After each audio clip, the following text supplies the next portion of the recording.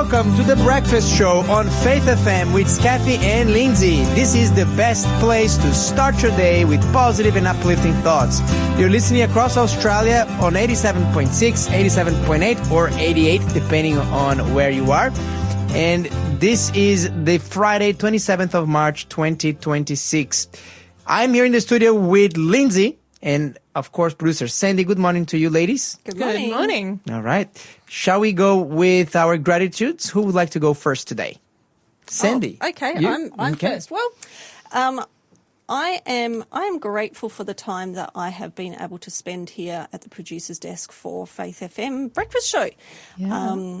It's my second last scheduled shift. Shell's coming back after Easter or just before Easter or something like that. Oh, really? Yes. So this is my second last scheduled shift, and I have just really enjoyed being able to hang out with you guys and chat and interact with everybody, all of the listeners. And, yeah, it's just been a really, really fun ride. So, Oh, thank you very much, Sandy. Look, it has been such a great ride as well, having you here. We are very grateful for you and for thank you. you helping us here with all of our electronics and the production.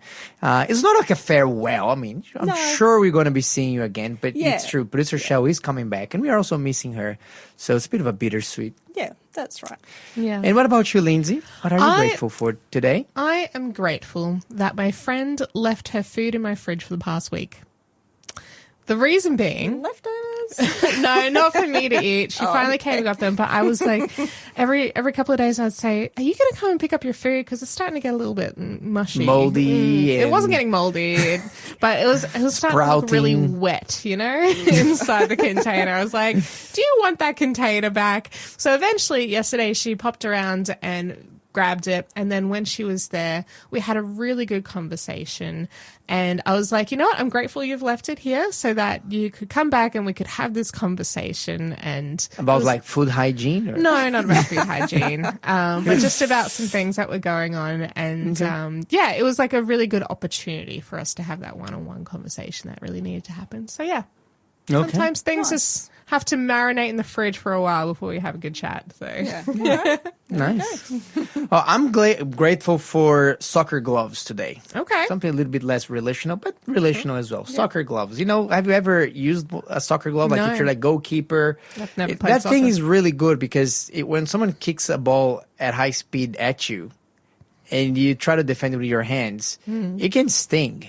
Oh, okay. So those gloves, they definitely do help to soften the blow. Right. And the reason that I am grateful for that is because yesterday I played a little bit of a backyard soccer with my 5-year-old son. Okay. And my wife bought him like a pair of little soccer gloves. Yeah. And he was so excited to use that. Yeah. He likes to be a goalie. And I was just kicking him. And he's like, jumping to the right and jumping to the left and, keep trying to defend the ball with his hands. And it was just to see how happy he was, like doing something so simple, spending time with his dad and kicking the ball and doing something outdoors. It was a beautiful moment. And so, yeah, I'm very thankful for these soccer gloves Aw, so good. that enabled that moment. You said it was less relational, but that one's relational too. That's right. The gloves themselves, they're just an object. But they in that led context, to a good moment in relationship with your family. that's right. Oh, awesome. So good.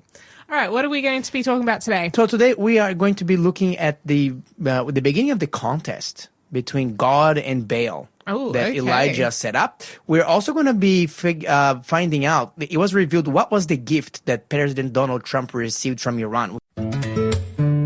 You're listening to the Breakfast Show podcast on Faith FM. Positively different.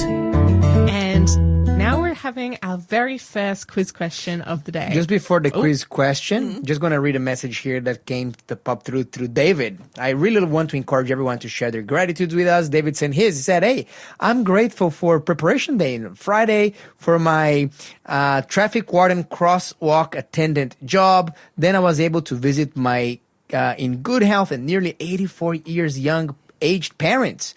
And then came back home to my wife, and then again to my job, and then I listened to Faith FM Sabbath Moods WA by host Pastor Erickson Fabian. of SDA Rockingham. So there you go. you go. There's Faith FM, there's visiting parents, there's work, there's home. What not to be grateful about. So Thank you good. very much, David, for sharing your gratitudes. We are now going to be getting into our first quiz question of the day. Do you think we have today in the mix, we have like cards, mediums, easies? How is the landscape looking like? We have got some interesting ones. The second question I'm looking at, that's going to be. We'll see. We'll Okay. see who All right. comes Lindsay, out are with you the game? answer to the second one. I'm game. Are you game? I'm game. You look a little scared. So that's question number 2, but we'll kickstart with a fill-in-the-blank question this morning. And it is, being blank of this very thing, that he who has begun a good work in you will complete it until the day of Jesus Christ. Being blank of this very thing, that he who has begun a good work in you will complete it until the day of Jesus Christ. So you guys have both. We are in the ballpark. You're in the ballpark. It's not the precise exact. Yes, Lindsay's got it. But yeah, close enough. Philippians 1 verse 6 for our listeners, 0491064669. Fill in the blank, being blank of this very thing, that he who has begun a good work in you will complete it until the day of Jesus Christ. Okay, I have like 4 Yeah. options here. The first 2 are the closest. Yeah. I guess Okay. it depends on what translation. It'll probably come out with some different me see Look, translations. Lindsay and I are on the absolutely same Yeah. wavelength here. We both gave I actually got 4, but she got like 3 And we possible answers, and we have the exact 3 words. Yeah. Sure, there will be some translation. If there's not, it can be the new Skafy and Lindsay translation, the NSLT. All right. All right, let's get into First Kings, shall we? Let's go into 1 Kings chapter 18, please, Lindsay. Yes.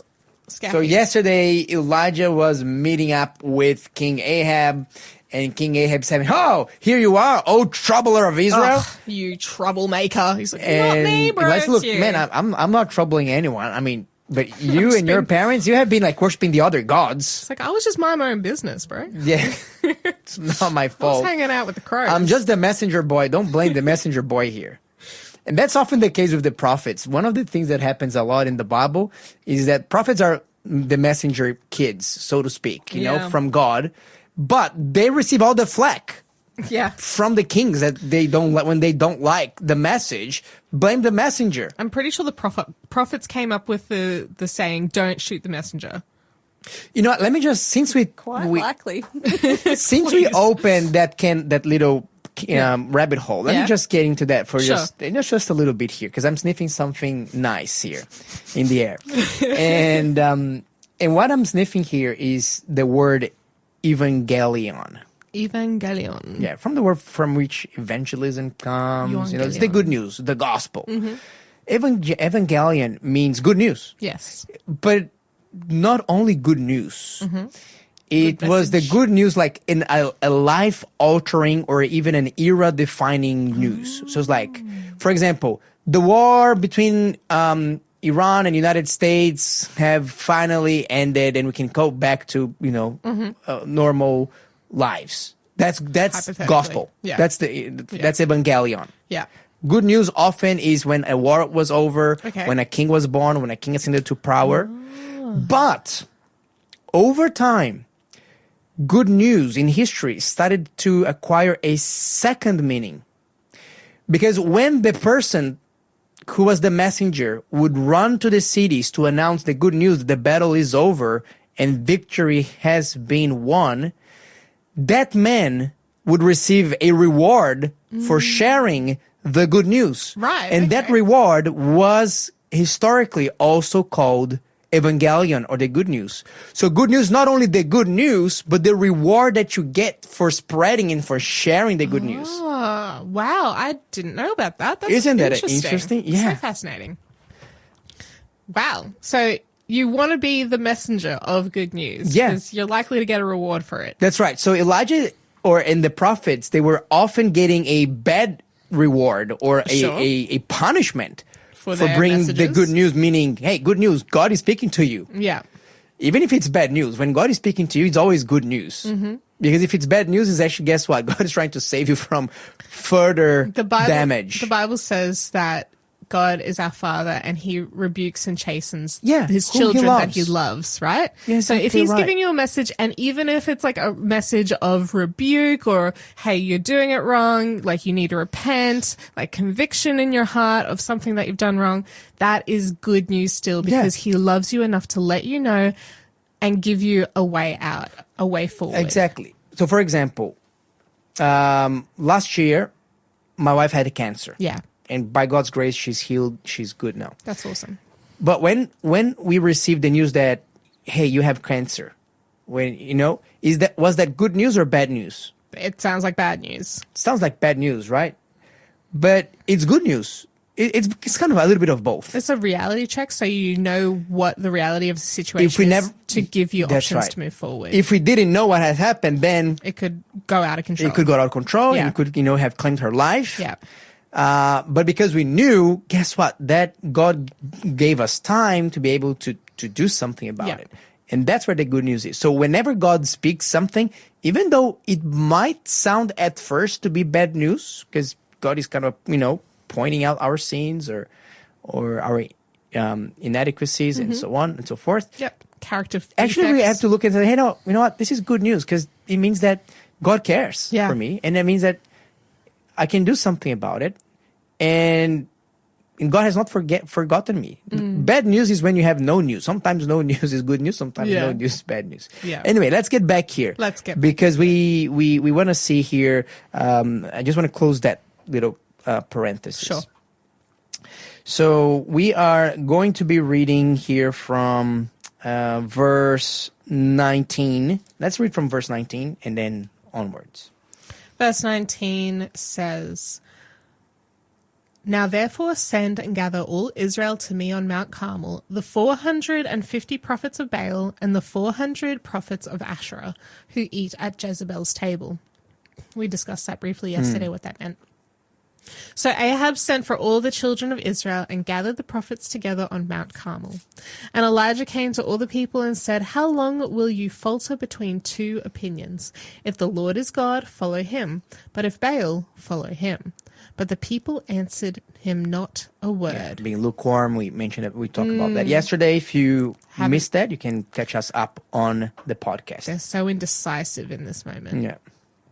Then Elijah said to the people, "I alone am left, a prophet of the Lord, but Baal's prophets are 450 men. Therefore, let them give us 2 bulls." Let's just pause here for a second. Elijah said something Yes. that It wasn't 100% accurate. I don't as we think was discovered. 100% accurate. We He's find saying that out he later. is, yeah. Where is it? It's in a conversation that Elijah has with God only like a month later. I'm trying to see where he says Yeah, this. it's in the next chapter. It's in the next I think chapter. it's 1 Kings chapter 19. And basically, at some point, Elijah was complaining to God and having a bit of a pity party to himself and saying, "Hey, God, I'm alone on the left. I am the only one who's worshiping you." I found it. It's in verse 18. God is saying, "Yet I have reserved 7,000 in Israel, all whose knees have not bowed to Baal, and every mouth that has not kissed him." Yeah. And also, Elijah also had just had a conversation with Obadiah right before this, where Obadiah said he's already saved 100 prophets in 2 caves with 50 men in each cave. So he's already been told that he's not the only prophet. But he's making this interesting claim. Why do you think he's making this claim in this moment? Yeah, that is a very interesting passage to reconcile. Look, we can. There's two elements. We can look at the literal realities here and see if they are accurate or not, and we can try to make a point. For example, Elijah could be saying the 100 prophets, for example, that have been saved by Obadiah. They're not necessarily prophets. They were the sons of the prophets. Oh, okay. So they were Bible students. Bible students. Yeah. So the sons of the prophets, Theology students. That's right. They were like, this is the name of the students of the prophets. Yeah. So that's that. Number 2, he could be saying, look, I'm the only one standing up or preaching. Taking action. And that's true. Yeah. Like, I'm the only one left. I mean, who else is doing that job? If there were some, like, for example, these 100 sons of prophets, well, they are hidden. Yeah. They're not doing that. But because later on, Elijah does indicate that he really thinks that he's the only one faithful to God at all in the whole Israel. And God gives him a reality check and say, hey, Elijah, not quite, mate. There's another 7,000 people who have not bowed down. And 7,000 is I believe a symbolic number. Sure. 7 is number of God, completion, and 7,000 is like a lot. There's a lot There's more. a fair bit. And look, Elijah could have come to that conclusion because when he's asking, who's God for you? If this God, and people were silent, people didn't want to respond. And then Elijah concluded, all these people are insincere, or all these people are not true worshipers, and so on. But God was looking beyond that, and he's saying, hey, actually, there's a lot of these people. Perhaps they are afraid, but that does not mean that they haven't been faithful. Yeah. So, or it could be like in the figurative, sense, and just like, Elijah is kind of exaggerating a little bit and he's saying, hey, look, I'm alone, he's here, but look, you know what? I'm not afraid. Let's do this. So it's hard to tell. So maybe there's just a language thing, Okay. Maybe he's just saying, look, this is like practically the reality. No, so he's using a very exclusive language, but he's saying, look, practically, like, I'm the only one left because, look, I'm the only one talking here on behalf of God. Nobody's standing up anymore. He has a point, but I think that it can potentially also reveal something that was going on in Elijah's heart. He was feeling alone. Yes. I mean, he's basically been alone for the last 3 years. He was Yeah. alone with the ravens for maybe a year and a half, and then for another year and a half-ish, he was with a widow and her son and nobody else. Yeah. So... And not in guess- Israel, not even in the not even territory in of Israel. Exactly. And so you can imagine that his perspective might be at least a little bit warped from the reality. Yeah. However, like functionally, he is the only guy standing up Yeah. in that moment. But you know what? I think at the same time, Elijah does teach us a few things. One thing is that, look, it is possible to follow God even when nobody else around you is following God. Mm-hmm. This is a tough thing.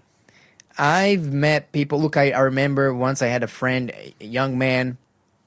He was baptized and he was following Jesus.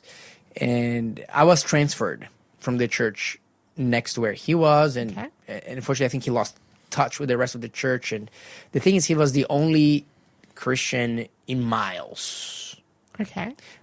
both physically and spiritually speaking, because his parents were not Christians. They were not into it at all. Mm-hmm. His friends were not into it at all. He, faced a lot of persecution, bullying. He was an absolutely brilliant young man, but he struggled. He struggled not to have that fellowship.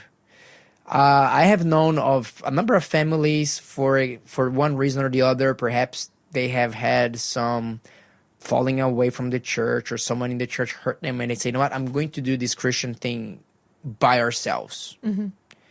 Is it possible? Yeah, it is possible. Is it good? Not really. No. Unless you don't really have a choice, because it takes a toll. And for me, looking from the outside, I can see this toll. Slowly you start compromising on a few things. You don't and have that encouragement have to stand firm. encouragement.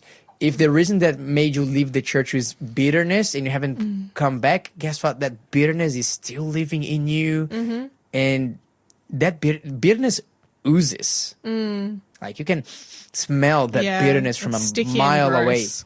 You're thinking that nobody's noticing it. It's kind of like the guy that made an experiment, and he went for, I think he was going to go for an entire year without wearing deodorant. Oh, yeah? After 1 month, there's I think a New York Times guy that just wanted to do this experiment. What happens if I don't use deodorant Yes. for, a month or 2 months or something like that. Apparently, after 1 week, he got used to his own Smell. body smell. Yeah. That being said, he's like after like he had to cut short his experiment. I think after 3 weeks or so, because his girlfriend at the time or something, she said, "Look, you got to come back using it because you're an absolute stench. Like nobody wants to stay next to you." Well, and I think maybe that he should change up his diet. That might help. Look, I don't know about that. That being said, the point that I'm saying is, look, it was fine for him, but everybody could tell that he was not wearing, in a 50-meter radius, could tell that someone was smelling off big time. And that's bitterness. You get blind to your own issues and how it's coming across, but everyone else around you can see it. And clear as day. Yeah. So yes, while it is possible, it's definitely not recommendable. This is why Jesus instituted the church.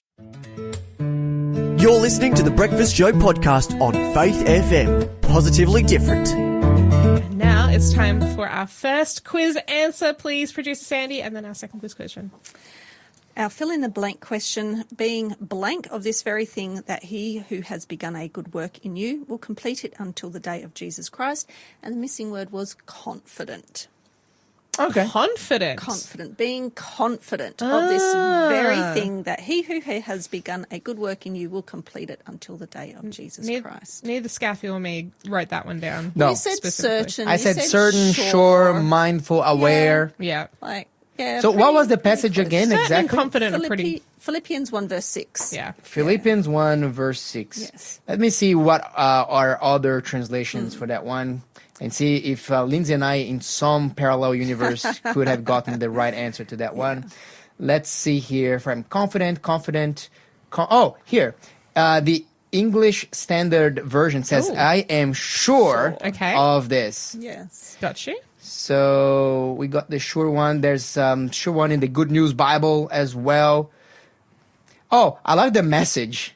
Oh, okay. You know what the message says? There has never been the slightest doubt in my mind that the God who started this great work in you would keep at it and bring it to a flourishing finish on the very day Christ Jesus appears. That was pretty cool, right? So rather than being simple and saying confident, they gave us a double negative in that one and hoped we'd know what's going on. So they're very much. The ISV says convinced. Okay. Convinced, certain, sure. Yeah, so sure. There's a bunch of translations here that say sure. I've seen 3 more translations. So sure was a word. Wow. Yeah. Okay. Awesome. So yeah, I gave you those ones. All right. Thanks. Question Thanks, 2, which okay. I think is the most curly one for today. Alrighty, let's Which get it. of these animals is not specifically mentioned in the Bible? Specifically. A, chameleon, B, bat, C, mole, or D, monkey?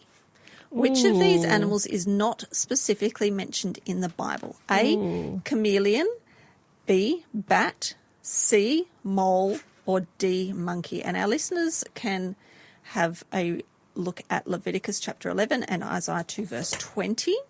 Which of these animals is not specifically mentioned in the Bible? 0491064669. A, chameleon, B, bat, C, mole, or D, monkey? Send us what you think is the answer to That's a really cool 0491 064669. Yeah. I need to So look correct this up. answers from Skafy, a second correct answer from Lindsay. We got there. Let's see what our listeners have to say. Okay. Yeah, I want to hear your rationale for that one, Lindsay, because that was an interesting one. You have to kind of it's a bit of a thinker. Yeah.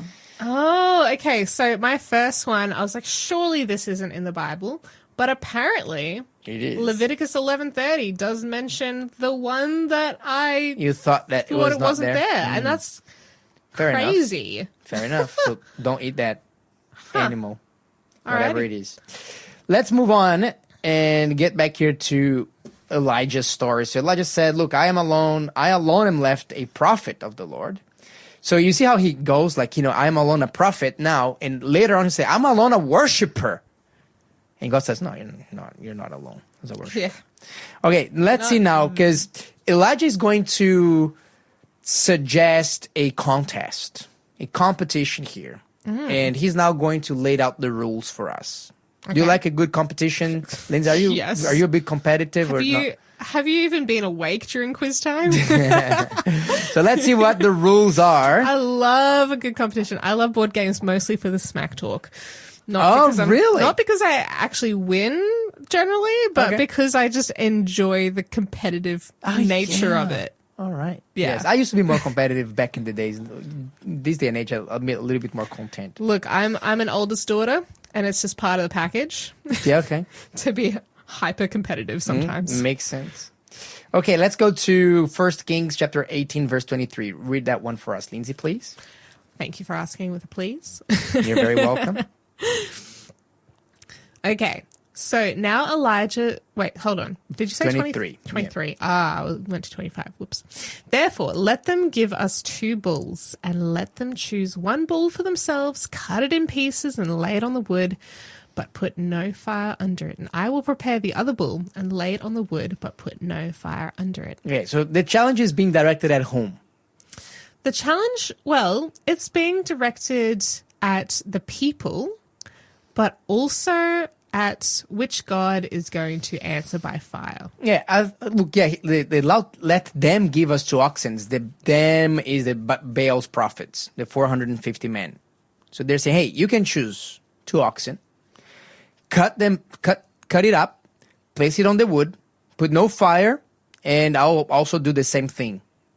And will not put a fire on it. So so they're setting up 2 altars. Yeah. 2 heaps of wood with a cut oxen on top. And then what are they going to do? Then we're in verse 24. Then you call on the name of your gods, and I will call on the name of the Lord.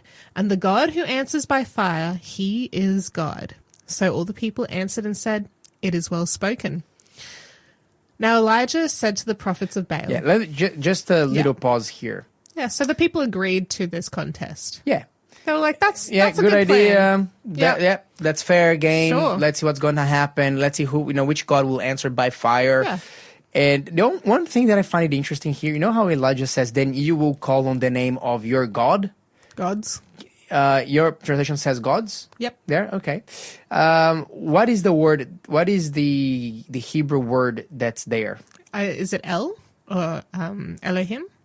Yeah, Elohim. Which is, it's translated to God or gods, but it's also just referring to any creature in the spirit world.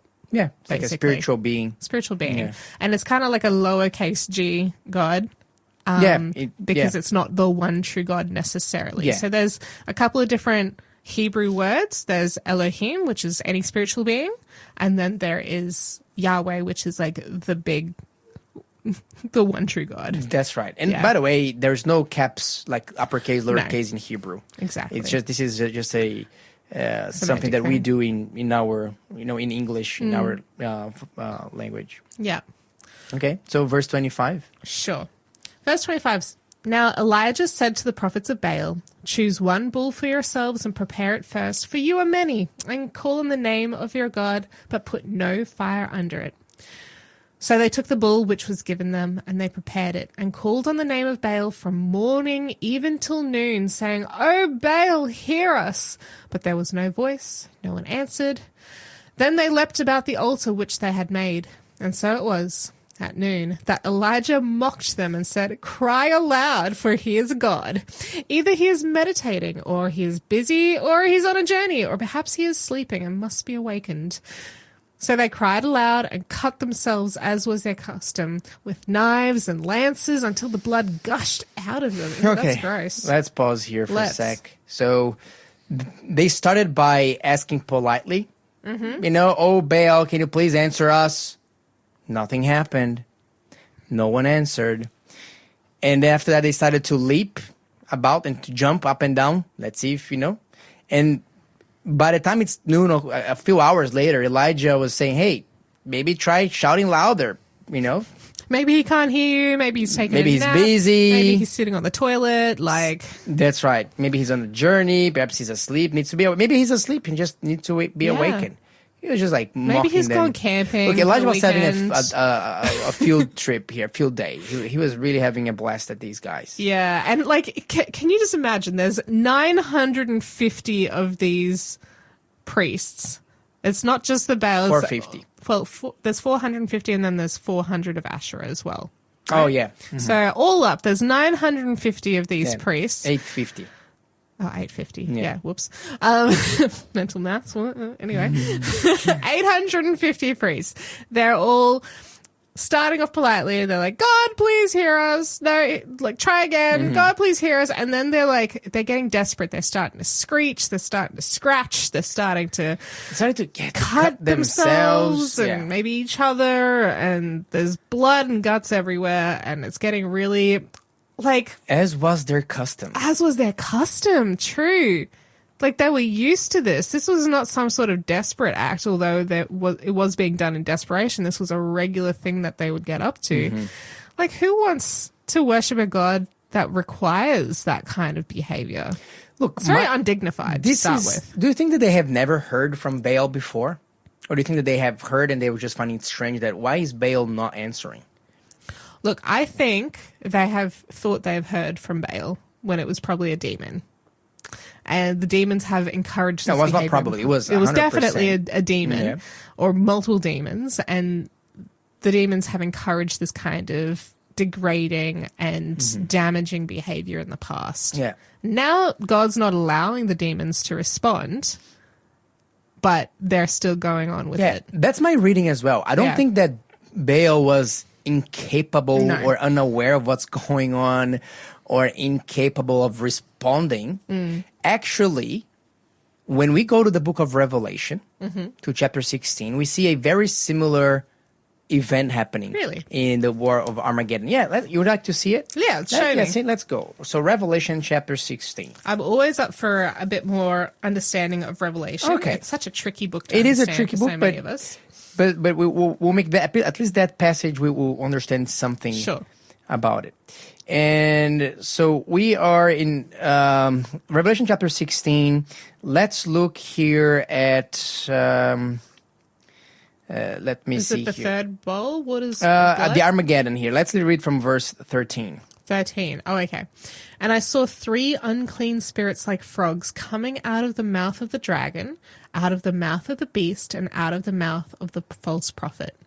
For they are spirits of demons, performing signs which go out to the kings of the earth and of the whole world to gather them to the battle of that great day of God Almighty. Yeah. Oh, okay. So one thing here we see is that this battle of Armageddon. Now, Armageddon means It's like the Battle of Megiddo, the plain of Megiddo. yeah. So there's a plain of Megiddo. Had is like it's a mountain, Mount Megiddo. But there's no such a thing as Mount Megiddo. But in the plain of Megiddo, there's one big mountain, That's Carmel. Mount Carmel, which Yeah. is exactly where Elijah is. Having the And showdown have this right showdown. now. I'll open up in verse 13, chapter 13, verse 13 now. Revelation 13? Yeah. 13? Yeah. Says, he performs great signs so that he even makes fire come down from heaven on the earth in the sight of men. Yeah, this is talking about the beast. This is talking is about Satan. Satan Yeah. and his cohorts. Yeah. They in the end of times, they were the ones making the fire come down from heaven. Yeah. So if you see fire coming down from heaven, it's not God at this point. It's Satan trying to deceive you. Yeah, either literally or symbolically. Yes. Perhaps, I Different interpret types of miraculous behavior. miracles. So Got to be Baal, discerning where it's coming from. So Satan is well capable of doing miracles, including Bringing fire down from heaven. fire down from heaven, Yeah. according to the book of Revelation. So the reason why Baal was not responding, It was not because he couldn't do it. It was Yes. because he wasn't being allowed in Yeah. that moment to do so. these false gods in the Old Testament, they're not false gods because they don't exist. They're false gods because they are claiming to have God. the power that they don't have. Yeah, but they- they exist. They are actual beings. So because sometimes I think, but look at those other religions and they have these different gods, and one has the head of this animal, the other has this head, this other has so many arms, and the other one looks like this and do like that, and so on.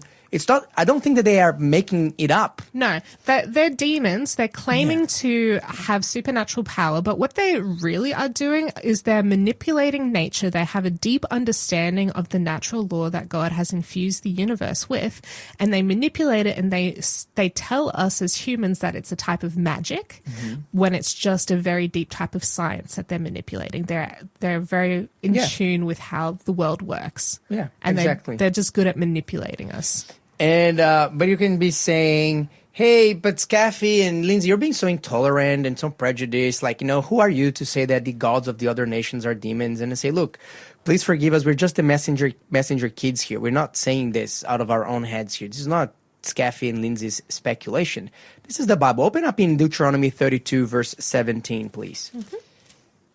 Deuteronomy 32, verse 17. 32.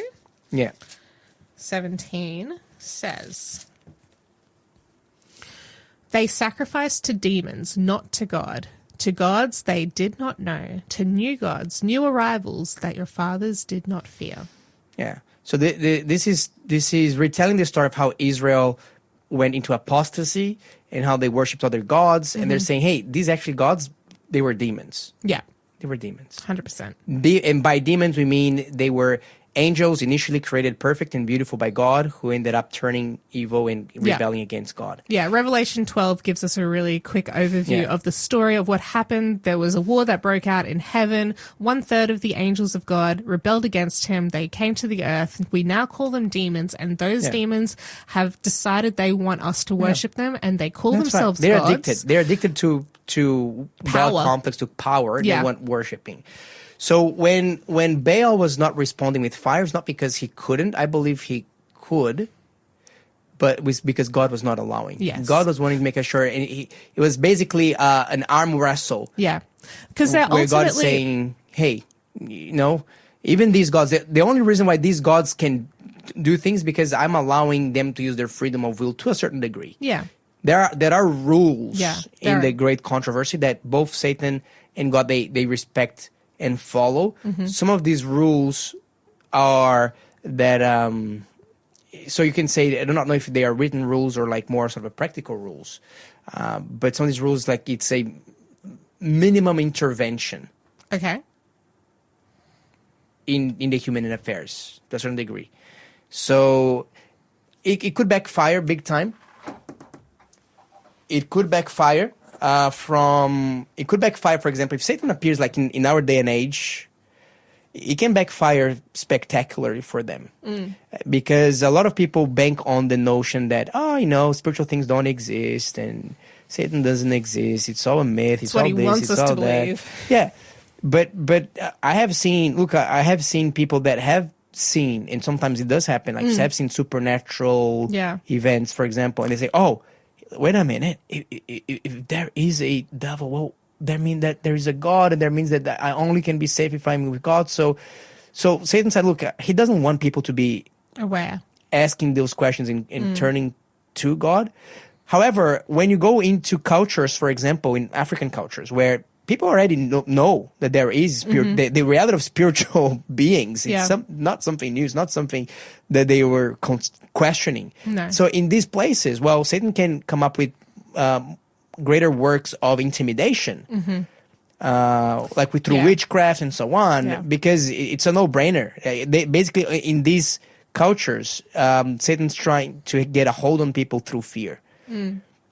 The good news about all of this is that we're going to see how, when God is in a match with any one of these gods, it's just like, it's even a no-brainer. Yeah. God is not even sweating here. No. And he's limiting. So we know that even the power of demons is limited to what God allows them to do. Yeah. And so I think it's good news. We can feel like, hey, you know what? Nothing will happen to us except God permits it to happen. And if God's permitting it to happen, it's because he knows what he's doing.